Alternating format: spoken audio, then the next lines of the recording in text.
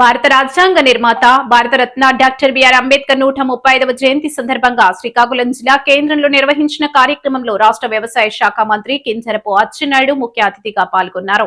ఈ సందర్భంగా అంబేద్కర్ విగ్రహానికి పూలమాలలు వేసి ఘన నివాళులు అర్పించారు.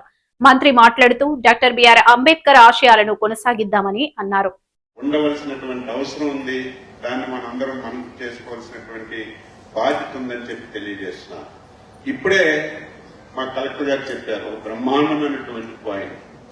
రాజ్యాంగం ఎంత మంచిదైందని చెప్పి మనం చెప్పుకోవడం కాదు, ఆ రాజ్యాంగాన్ని అమలు చేసినటువంటి వ్యక్తి మీదే రాజ్యాంగం ఆధారపడి ఉంటుందని చెప్పి ప్రతి ఒక్కరూ కూడా తెలియజేయాలి. రాజ్యాంగం బాగోలేకపోయినా అమలు చేసిన వ్యక్తి మంచి అయితే రాజ్యాంగం మంచి జరుగుతుంది. రాజ్యాంగం ఎంత మంచిదైనా ఎంత గట్టిగా ఉన్నా అమలు చేసిన వ్యక్తి సరిగా చేయకపోతే ఎంత రాజ్యాంగమైనా సరే ఉపయోగం ఉండదని చెప్పి అంబేద్కర్ గారు చెప్పారు. ప్రతి ఒక్కరూ కూడా మాట్లాడుకుంటున్నామని చెప్పి ఈ సందర్భంగా తెలియజేస్తున్నారు.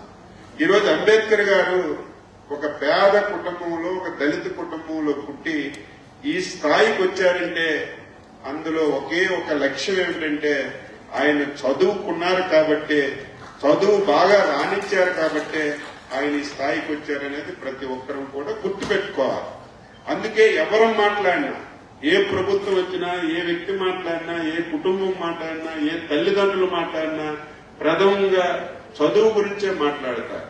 చాలా మంది అన్ని పోతాయి, ఆస్తులు పోతాయి, ఐశ్వర్యం పోతుంది, అన్ని పోతుంది, కానీ చదువుకున్నటువంటి నాలెడ్జ్ మాత్రం జీవితంతో ఉంటుంది, మనతో ప్రయాణం చేస్తుంది.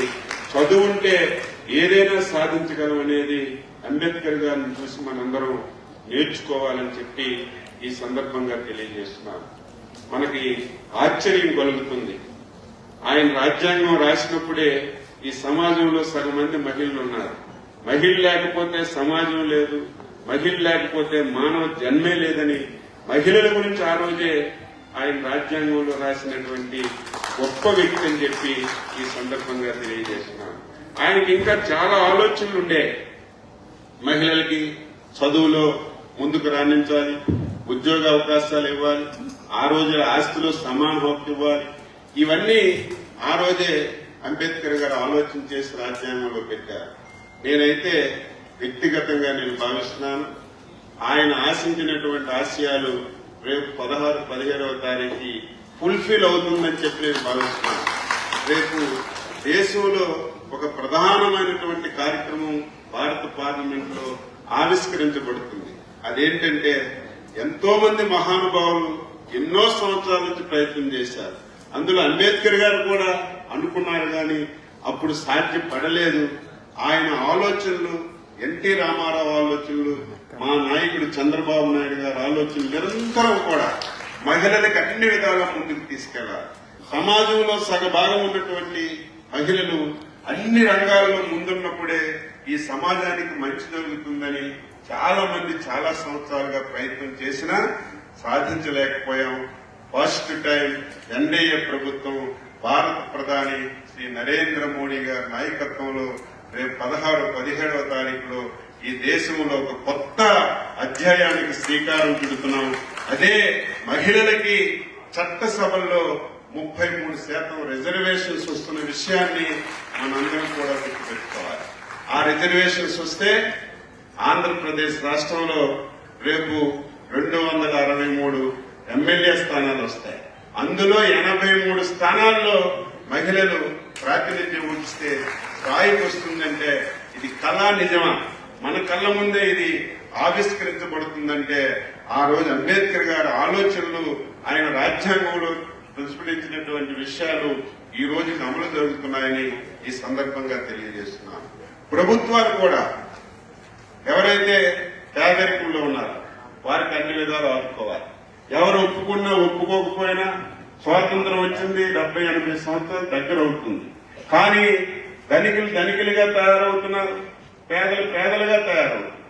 దీనివల్ల అనేక అసమానతలు వస్తున్నాయి, అనేక రుగ్మతలు వస్తున్నాయి. ప్రతి ఒక్కరూ మాట్లాడుతున్నాం, పేదవాడు ధనికుడిగా తయారవ్వాలి, ప్రతి ఒక్కరూ స్వయం ఉపాధి కలిగాలి, ప్రతి ఒక్కరూ వాళ్ళ కాళ్ళ మీద నిలబడాలని ప్రతి ఒక్కరూ మాట్లాడుతున్నాం.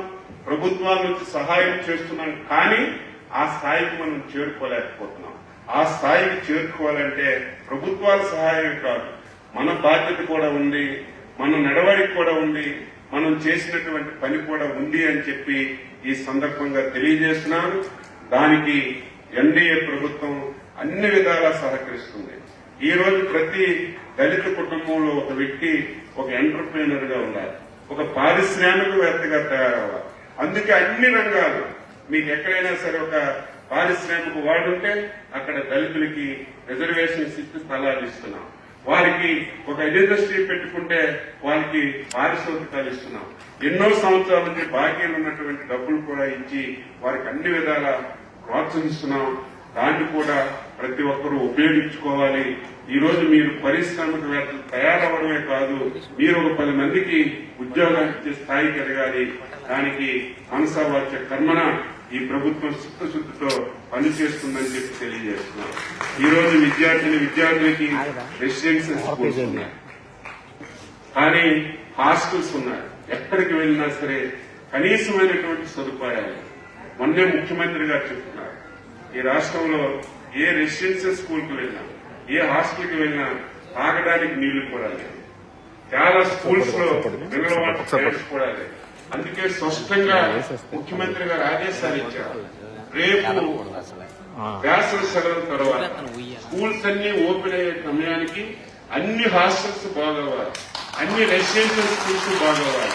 ప్రతి హాస్టల్లో స్వచ్ఛమైనటువంటి మినరల్ వాటర్ ద్వారా నీరు ఇవ్వాలని స్పష్టంగా ఆదేశాలు ఇచ్చి ముందుకెళ్తున్న విషయం కూడా ఈరోజు సంతోషంగా మీ అందరికీ తెలియజేస్తున్నాను.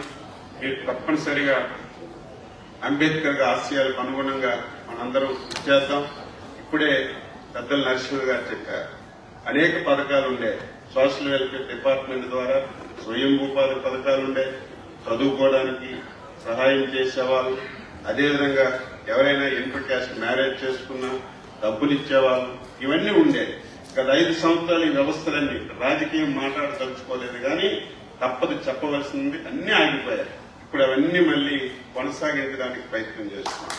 ఎంత బాధ కలుగుతుందంటే రాజకీయాల్లో ఉంటాం, పోతాం, అధికారం వస్తుంది, కానీ ఒక వ్యక్తిని ఎప్పుడూ కించపరచుకోరు. చంద్రబాబు నాయుడు గారు ముఖ్యమంత్రిగా ఉండబట్టి మన రాజ్యాంగ నిర్మాత బాబాసాహెబ్ అంబేద్కర్ పేరు మీద విదేశీ విద్యను ఒక బ్రహ్మాండమైనటువంటి కార్యక్రమం పెట్టారు. ఎవరైనా సరే ఎస్సీ ఎస్టీస్ గాని బాగా చదువుకోవడానికి అమెరికా, రష్యా ఎక్కడికైనా వెళ్తే ప్రభుత్వమే డబ్బులు ఇచ్చి చదివించినటువంటి ఒక బ్రహ్మాండమైనటువంటి కార్యక్రమాన్ని 2014-19లో అమలు చేశాం. దురదృష్టవశాత్తు ప్రభుత్వం మారిన తర్వాత పథకం ఆపేసినా పర్వాలేదు, లేకపోతే దానివల్ల సహాయం చేయకపోయినా పర్వాలేదు. అటువంటి మహానుభావం